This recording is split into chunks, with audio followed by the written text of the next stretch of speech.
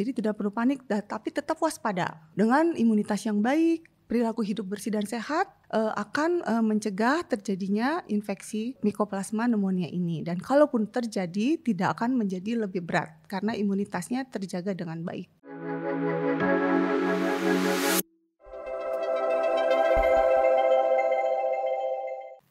Selamat pagi. Welcome to Betsaida Hospital YouTube channel. Hai sahabat Betsaida, apa kabar? Semoga sehat selalu ya. Oke, dalam podcast kali ini kita akan membahas mengenai pneumonia dan penyebabnya Mycoplasma pneumonia.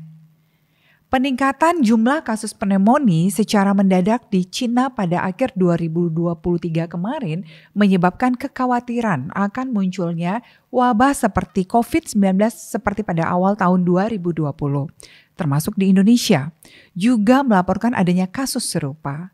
Namun, menurut laporan otoritas kesehatan setempat, kasus infeksi paru-paru Mycoplasma pneumonia ini bukan penyakit baru dan sudah ada cara untuk mengobatinya. Nah, sudah hadir bersama kita pada saat ini Dr. Heza Bigita, spesialis paru yang akan menjawab pertanyaan-pertanyaan seputar pneumonia dan Mycoplasma pneumonia. Oke, kita langsung temui. Hai Dokter Heza, selamat pagi dokter. Selamat pagi Dr. Evi. Apa kabar dokter? Baik. Luar biasa ya dok, terima pastinya. Baik dokter, kali ini dok kita akan kupas tuntas tentang pneumonia dokter. Karena seperti kita ketahui dok, di akhir tahun 2023 kemarin di Cina itu muncul penyakit ini secara mendadak dan ada kekhawatiran publik dok akan munculnya kembali COVID-19 ini dok. Oke dokter, nah sebenarnya apa sih dok yang dimaksud dengan Mycoplasma pneumonia dan apa bedanya dengan pneumonia biasa? Ya, Dr. Evi memang kemarin sempat ya Indonesia juga agak panik karena peningkatan kasus akhir tahun kemarin di Tiongkok, terutama Tiongkok Utara. Dilaporkan anak-anak usia prasekolah dan sekolah ada peningkatan kunjungan ke rumah sakit dan ternyata setelah dilakukan pemeriksaan laboratorium banyak disebabkan oleh makhluk yang bernama Mycoplasma pneumonia dan penyakitnya memang didiagnosis pneumonia gitu ya. Jadi Mycoplasma pneumonia ini adalah suatu bakteri, jadi bukan virus dan seperti yang tadi sudah disebutkan bukan organisme yang baru ditemukan seperti kemarin COVID-19 adalah virus yang baru ditemukan. Sebenarnya sudah lama. Dan Mycoplasma pneumonia ini adalah salah satu bakteri yang sering sekali menyebabkan infeksi di jaringan paru. Pneumonia yang kita tahu adalah definisinya adalah infeksi di jaringan paru dan penyebabnya adalah Mycoplasma pneumonia ini, yaitu suatu bakteri.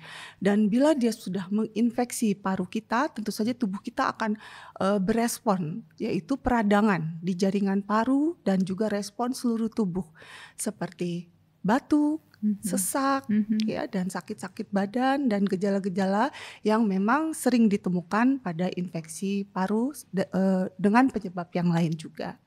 Gitu Dokter Evi. Baik dokter, berarti penyebab dari pneumonia ini adalah bakteri ya dok ya. Sementara COVID itu virus gitu ya dok ya. Jadi sebenarnya cukup berbeda dari sisi penyebabnya ya. Infeksi paru memang atau yang disebut pneumonia ini memang banyak sekali penyebabnya. Bisa bakteri, virus, jamur, parasit dan biasanya dengan gejala-gejala yang mirip-mirip juga dan pemeriksaan laboratorium lah yang akan membedakan ya, dan juga dokter biasanya secara klinis juga, dan ronsen, foto ronsen juga bisa membedakan.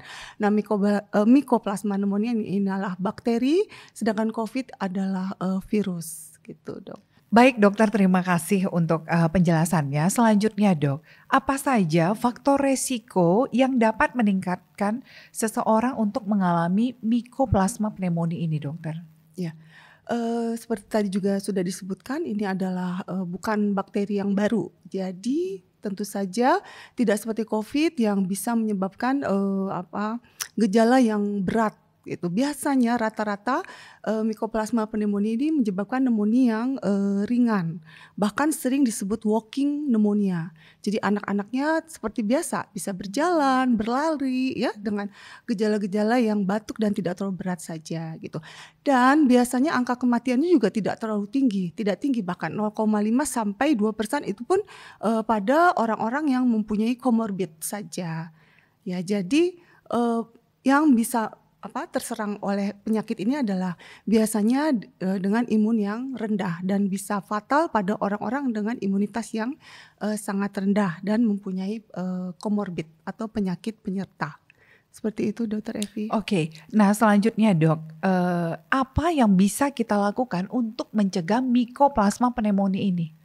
Mycoplasma pneumonia ini seperti yang tadi juga sudah disebutkan adalah penyakit yang menyerang orang-orang yang saat itu dalam kondisi yang imunitasnya tidak terlalu baik. Sehingga diharapkan buat kita adalah meningkatkan imunitas untuk mencegah terinfeksi Mycoplasma pneumonia dan tentu saja virus dan bakteri yang lain ya, yang tidak tentu saja tidak Mycoplasma pneumonia saja gitu, Dok.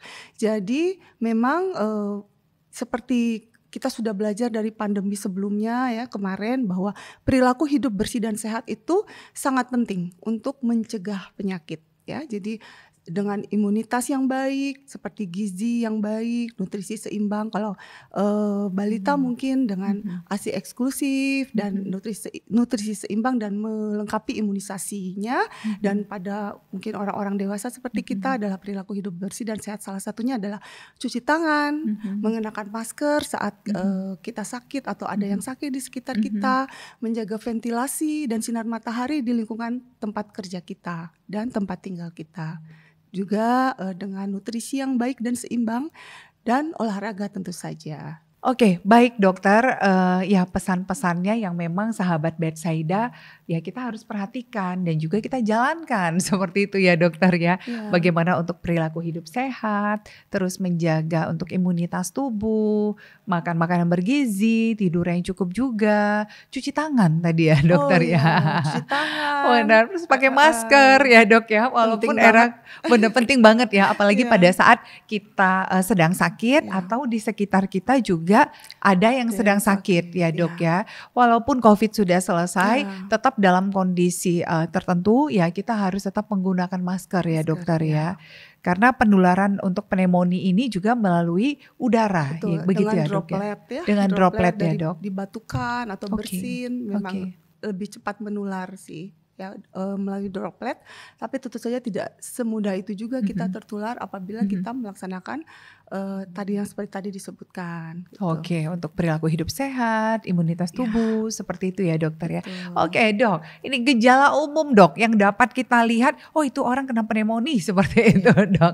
Ya, apa aja dok kira-kira dokter? Ya sebenarnya memang khusus untuk Mycoplasma pneumonia ini sebenarnya hampir sama dengan gejala pneumonia yang disebabkan oleh bakteri, virus dan organisme yang lain seperti reaksi-reaksi peradangan di paru seperti demam, batuk, nyeri tenggorok, badan nyeri-nyeri. Ya, bahkan bisa juga mual, muntah dan kadang-kadang meningkatkan fungsi hati sehingga orangnya jadi tidak mau makan gitu ya. Dan biasanya sih gejala-gejala yang lain bisa memberat bila terjadi infeksi bakteri yang lain seperti infeksi sekunder, bisa jadi sesak napas ya, apalagi dengan komorbiditas bisa jadi buruk. Bisa terjadi tanda bahaya seperti penurunan kesadaran, tidak mau makan minum dan akhirnya perlu oksigen. Nah, itu saat-saat itu adalah tanda bahaya yang perlu diketahui oleh kita semua dan kita tahu kapan bisa dirawat di rumah atau kapan kita harus bawa ke rumah sakit. Oke, ya menyambung tadi dokter sampaikan untuk dirawat dok. Apakah semua kasus pneumonia ini harus dirawat inap atau bisa rawat jalan dokter? Ya, tidak semuanya ya. Jadi memang seperti tadi disebutkan juga bahwa Mycoplasma pneumonia ini rata-rata cuma memerlukan perawatan di rumah saja karena rata-rata ringan kok ya.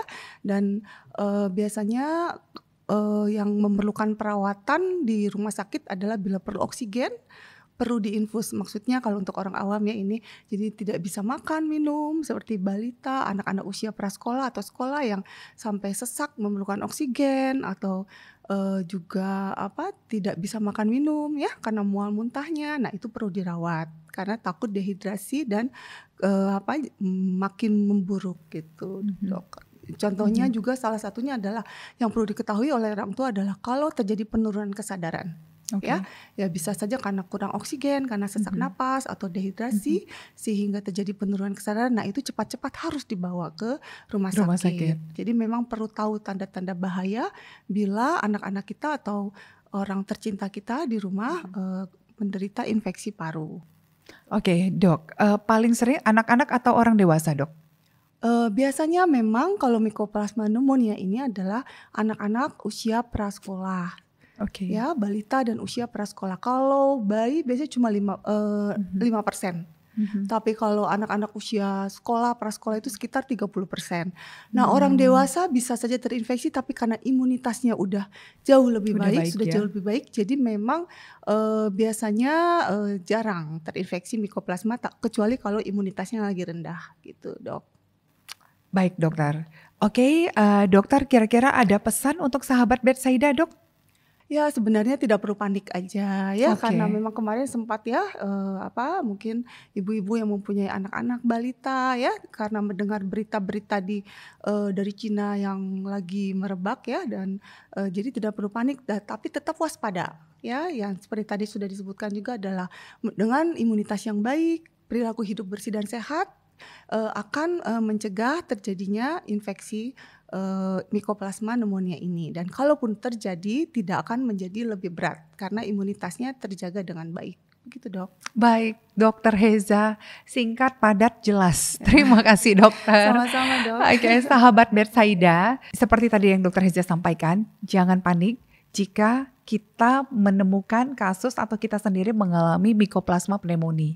Sebab Mycoplasma pneumonia ini bisa diobati dan sangat bisa untuk diobati.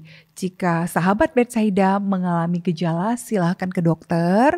Dan selanjutnya kita ikutin apa yang menjadi advice dari dokter. Jika kita menemukan tanda-tanda bahaya dalam Mycoplasma pneumonia ini, segera dilakukan rawat inap. Seperti itu ya, Dokter ya. Betul sekali. Oke, dan jangan lupa juga untuk menjaga daya tahan tubuh kita, perilaku hidup sehat, cuci tangan, pakai masker.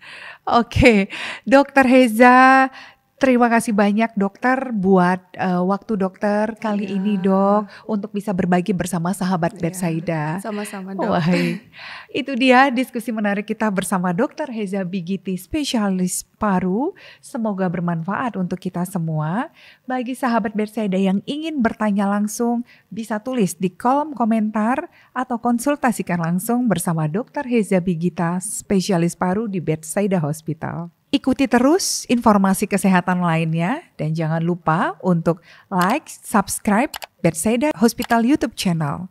Saya Dr. Fania undur diri, sampai jumpa.